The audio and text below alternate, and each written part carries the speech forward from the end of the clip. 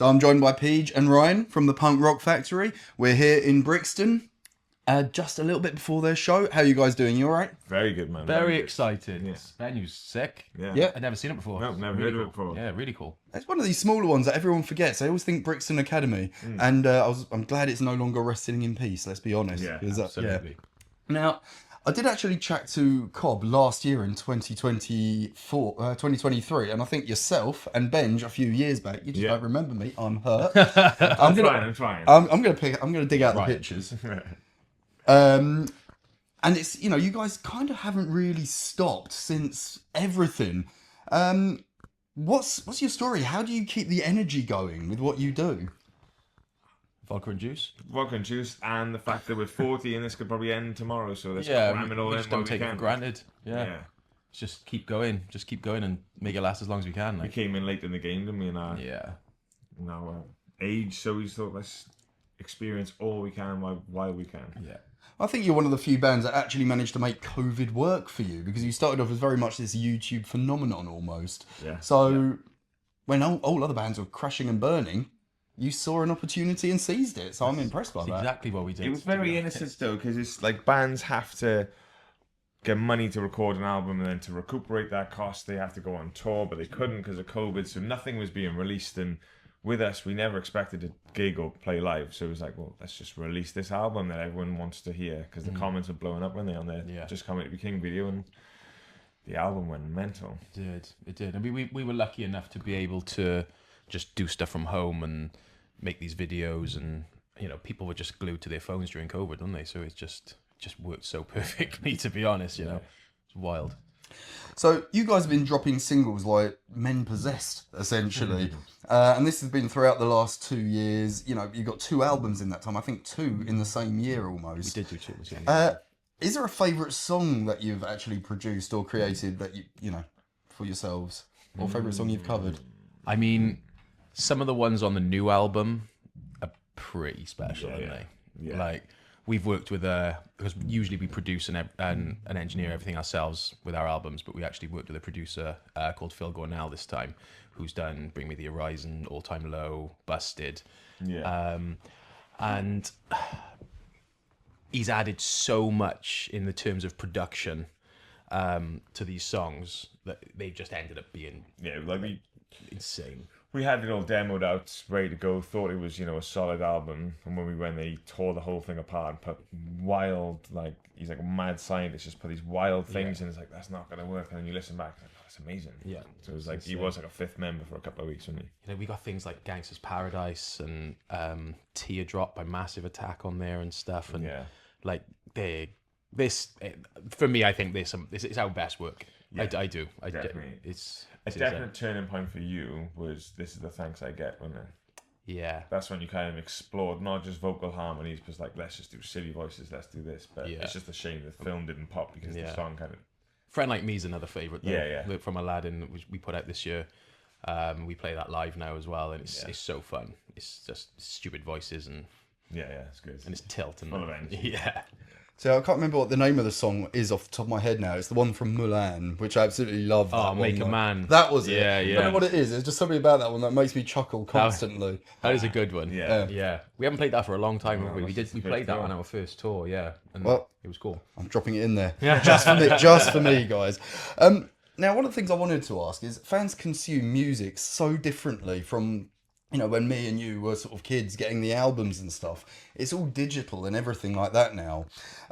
Do you think albums and physical releases are still necessary, or actually becoming a little bit more, something of the past? I think they're making a comeback right now. Because they definitely fizzled out massively. Yeah.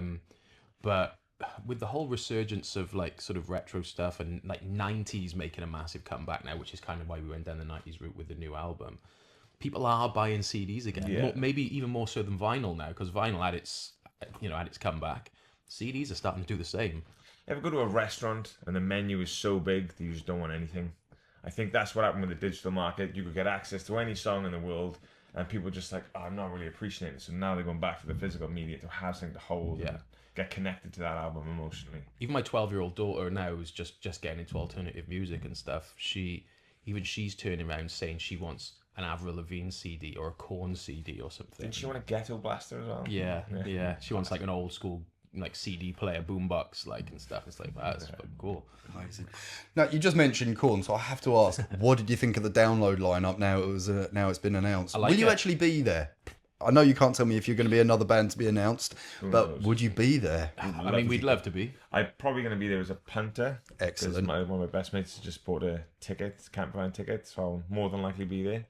I mean, we'd love to be there. Absolutely love to play it. Yeah, we loved it last time. It was so sick. The lineup though, I like it. Yeah, like we know some of the guys in Sleep Token, maybe. Ish. Maybe. Yeah, ish, if they are people.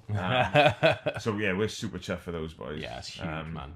Huge. One of our good friends is their front of house engineer, so it's just such a massive thing for them to do, and this deserved as well. They work their ass off. I mean, Green Day download, like that's insane. It's the first time ever playing. insane. I think it's the first from the first years where it's all completely new headliners actually. Yeah. And you mentioned Sleep Token. I have to say I'm so proud to see them there. I mean, was it years ago? I saw them in a tent at Download, saw them at Hammersmith Apollo, and then before I knew it, I couldn't get tickets for anything. Bro, it's and I was just insane. It's insane, man. They like what they're doing is amazing, but the speed and the way that they've done it is We saw them in Takedown. We were on the balcony, and it's like grown men just like crying their eyes out. Yeah. Like, they just couldn't believe what they were witnessing. It was just, and to see that, it was just wow. Like I like the band, but like there's people who were just absolutely infatuated with them. Yeah, it's insane.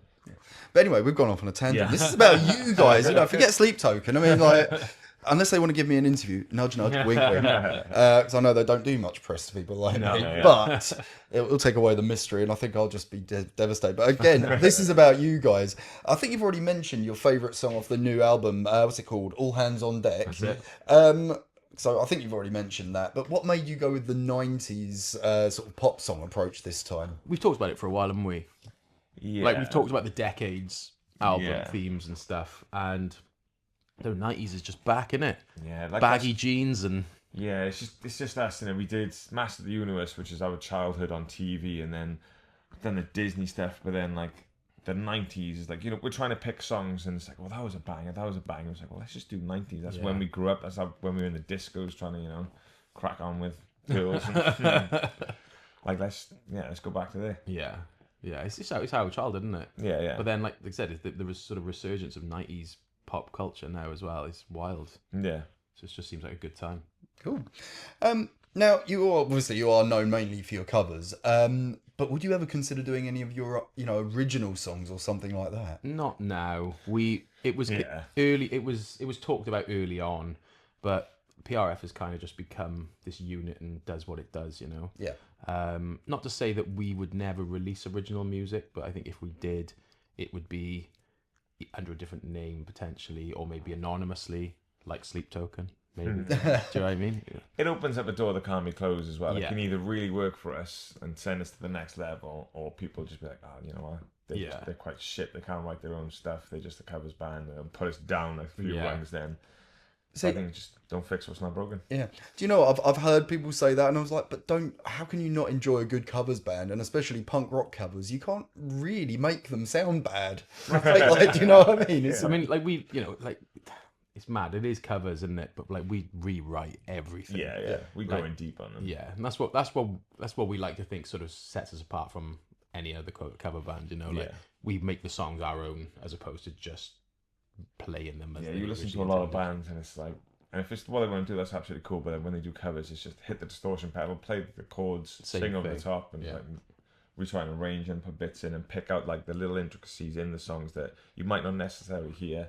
And we just kind of elevate right around that. So like sucking helium for the Chipmunk song. Yeah. I did dig that.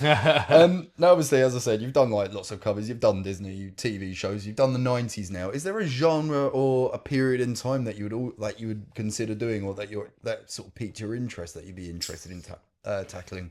I mean, like glam rock or something, or you know, arena rock kind of 80s would be cool. Yeah anything. Like we said, we've joked about it before, that we've literally got every single song that's ever been written at our disposal. So we can do anything. Well, we can try and do anything. So it's open at the moment. It Absolutely, could literally be anything. Now, you guys have played an extensive amount of shows, festivals. Like, you just as I said, you don't really seem to stop. On those tours, festival experience, have you ever had any really memorable or, dare I say it, gross, unpleasant festival experiences? And I've heard some doozies, so... We had a gross one in Reading the other day.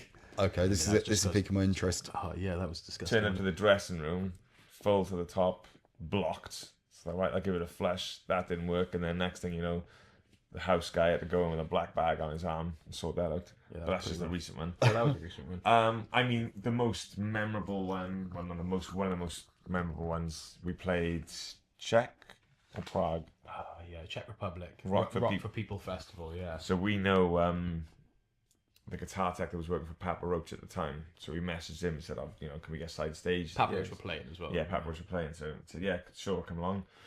So when we finished, then Jacoby's sitting down doing his oxygen or whatever, and he's like, he recognised us, but he didn't know where from. And he's like, "Where the fuck do I know you guys from?" Sorry. No, don't worry about it.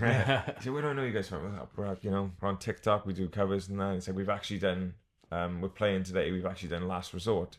He's like, "Are you playing it tonight?" It's like, "Yeah, man, we wouldn't." Can do. So we ran to the dressing room, learned it, then went on stage and played it, and then literally the second verse, you just see Jacoby run on stage. Didn't know he was going to do it. Just grabs the mic, starts singing. We did our version of Last Resort with Jacoby singing it on stage at the festival. So that could have gone one of two ways. He runs out, joins you, or runs out and hands you a cease and desist notice. But I was so sick though, because the rest of the band was side stage watching, weren't they? Yeah, it was so sick though, because we came off stage then and we ended up hanging out with them all night. They came to our dressing room. We sat there with them until like 3 a.m. Yeah, you pulled away, didn't you, his tour manager? Yeah, their tour bus was leaving at 3 a.m. So they had to leave at 3 a.m. But if it wasn't for that, we would have sat there all night with them. It was like we were best mates, wasn't it? Yeah, it was so cool. So he's such a nice guy. Yeah, so nice. well, as I've said, like, you guys are clearly a hard-working band and don't seem to take much downtime. So what does downtime look like for you guys? What do you do when you're not sat there going, "We're going to cover this, we're going to write this. Actually, should we go here and do this tour?" Festival? Yes, please. Family, mate. Spending time with family, man. Yeah. Like we finish up this run on tour now on the 24th of November. We're home then. It's family time, Christmas time. Like luckily I'm going to New York. You're going away. So I've got a nice break to look forward to. Yeah. Spend some time with the family. We got dogs. Like love our dogs. Catch up on the couch with the dog. Yeah, us the kids, the dogs, the missus. Yeah. True rock star lifestyle. Absolutely. I loved how synchronized that was as well. So what would you guys be doing if, like, you hadn't had this like huge level of success? I mean, like, I would be a team leader in an office, which I was doing beforehand, and I wasn't very good at it, and I hated it, and I don't want to go back. And I'm not going back. I've done multiple things. I worked in sales for a long time. I worked as a session musician in a recording studio. I wrote some songs for some people, like not no one in particular, just like small bands and stuff. Where did I end up working then? Just before it all kicked off. Patent office. So I was working at the patent office on trademarks and stuff, and I literally did my 3 months training and quit because the band kicked off. Yeah, wild. Yeah, wild. Like we were actually talking about that the other day. When just going back to work would be horrible. Couldn't possibly go back to that job now. Yeah. So on that note, like, what sort of advice do you think you would give someone that wants to break into this industry? Because at the end of the day, it is quite cutthroat, and the concept of being successful in the music industry isn't always as flowery roses and all of that as everyone might assume it is. Yeah. So what advice would you give them? Find what you're good at. Yeah. Find what you're good at and hammer it. Like. Yeah, I don't think there is any advice you can give because it's so volatile. It's luck at the end of the day. You've got to be the right place at the right time. As we found with COVID, we wouldn't 100%. Be here for COVID. But just, if you love what you're doing, keep doing it.